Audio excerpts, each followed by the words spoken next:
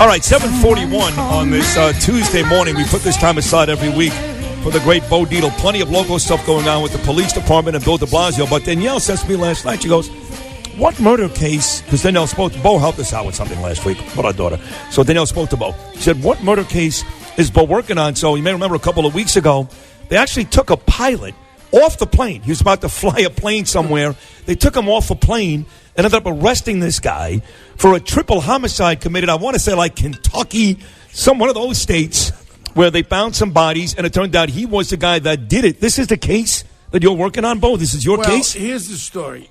First of all, I'm going to give all the credit in the world for all the guys, Mike Ceravola, Mike Ruggiero, guys that really are great detectives. In reality was this. The family came to us.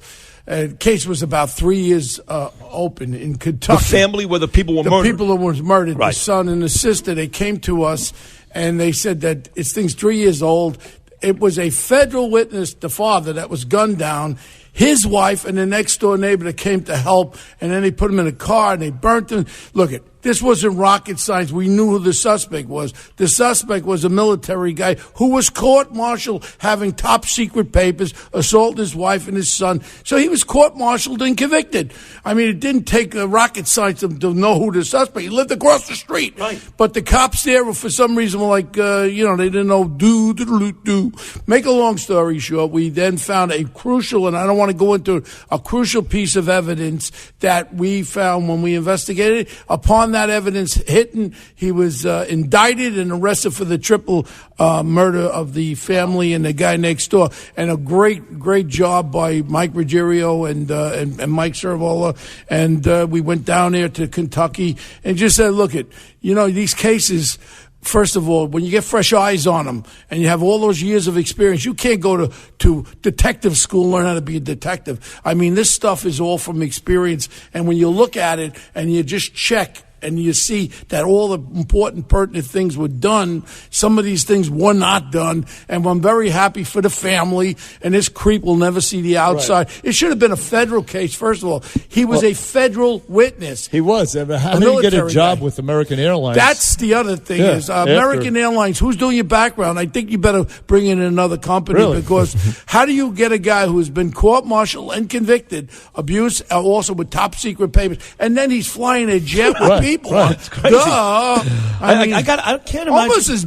Almost as bad as New York City. Almost. Did you see this stiff, this de Blasio out there in Nevada with the mountains with his wife? I mean, you talk about you want to throw up. I wanted to throw up. And now people don't realize what he's coming about, what he's saying. The worst criminals in the city are the adolescents, 17, 18, 19 years old. These are the little punks that are robbing people, beating them up, raping, robbing. Now, all of a sudden, this big stiff comes up with an idea. Hey, I got an idea. If you commit an armed robbery, beat someone into the ground with a gun or a knife, there's not going to be any bail. No ROR, release on own recognizance. Right. That's going to be gone, too. Remember that movie? What was that movie when the gangs took over New York City? What was it back in the 70s? The gangs of, no. You're talking about Warriors? Warriors. Yes. This is what's happening. People don't understand what is going on. It's the underbelly of the criminal element is out there. And the poor cops are out there, and they're not getting involved because every time they get involved, they get in trouble. And now all of a sudden, de Blasio's new thing is armed robbery with the victim being injured out the door. Yeah, armed robbery, assault, and burglary. He's expanding it to that, and the age from 17 to 19 years old. But that's the worst one. I know. The kids are the worst. They're the most vicious criminals. Right. I mean, but you know what would be apropos?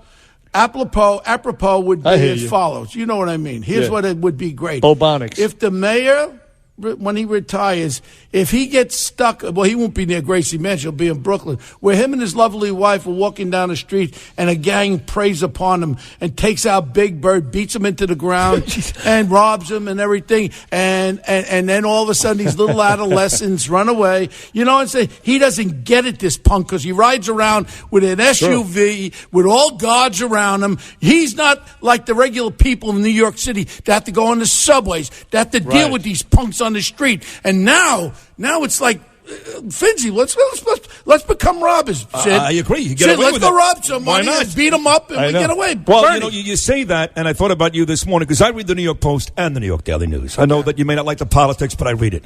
So page 5 in the New York Daily News, a guy named Thomas Tracy wrote this. Big picture of your boy, Commissioner Jimmy O'Neill. And it says, NYPD logic twisted on punishing rogue cops. Pro finds wrist slaps for mistreating citizens, but they hammer the cops for violating the finest rules. Is there any truth to this, any credibility to this, any... Well, all I know is one thing. I do not condone any corruption in any way. Right. But when a cop is taking police action, I mean, that all of a sudden you're impairing upon their rights. I just read about a guy with a gun. Now he searched him. That guy he searched and found a gun on probably is going to sue the cop for illegal search. Because under the stop and frisk law, he shouldn't have stopped him. And he only stopped him because he was black or Hispanic. Stop the bull crap, all right, already? This is becoming a real cesspool in New York City. And this de Blasio is leaving it as a cesspool. Then you got this other school teacher guy, the head of school teacher. Carranza. I mean, The look, racist. you got teachers that are out there that have given their whole lives to try to get these kids. Do you know when you have a mentally ill child in the class of 34, you can't remove him from the class. He could spit at you, slap you, whatever he wants to do, you can't remove him from the class. These are issues that have to... What about the other 33 kids that want to learn? I mean, there's so many issues. Then all of a sudden they said that because I'm white, I think I'm white, I'm Italian, I got 2% African American, I got everything in me. But because you're white, you're a racist. And because you're white, you shouldn't have the same opportunity as a black or Hispanic student. That's bullcrap. I mean, what are we supposed to do? To take our skin and jump into a vat of black paint? And then all of a sudden that's going to be the okay? No, it is sickening. It's, I mean, the inmates are running the asylum here is what's happening. You pick up the paper, Bernie, and I've never seen it as bad. And then you got the moron there. You got the head of the city council. It's just how much they could do to the people that are hardworking every day, taking the subways, going to work every day from 9 to 5, trying to keep their family, trying to stay in New York City with these crazy taxes that we all pay.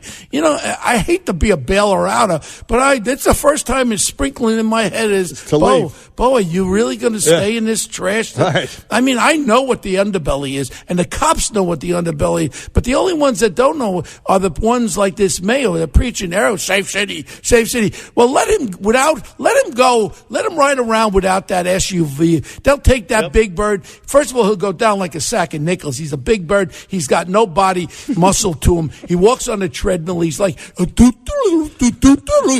did he go? Big bird. That's right. And Trump called you Big Bird now. Donald Trump, president, you couldn't shine Donald Trump's ball bag, Big Bird. You're a punk.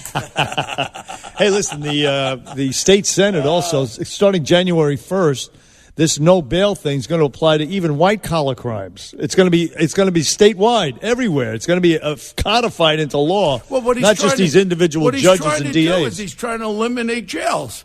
So, in other words, they don't want any criminals to be incarcerated because then he could say, well, look at the jail population went from 12,000 down to 200. Right.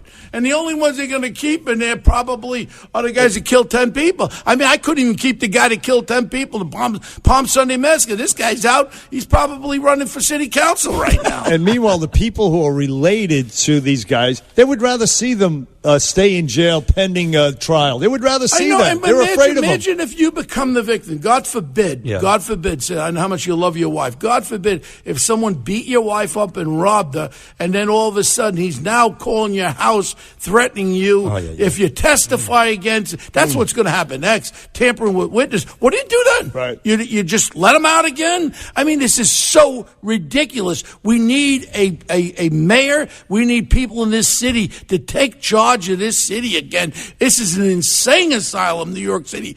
You go on Fifth Avenue, start to see the tents going up there into the 80s by the park. Yep. This is going to become like San Francisco, toilet bowl of the world. And look, I love this city so much, but it's you don't know when it's going to stop. It ain't getting any better, and the people in New York City have to draw the line. Even the good African American, Hispanic people, family people know what's out there, and they want these creeps in jail. jail because they got to live with it every day in their community. No doubt. So listen, tell us this, Bo. Your podcast is doing very, very, very well.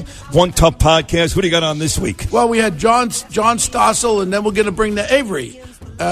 Sean Avery's coming on. Oh, the former Rangers? Yeah. Oh, he's a great individual. We got a big surprise once. coming up real fast before the break.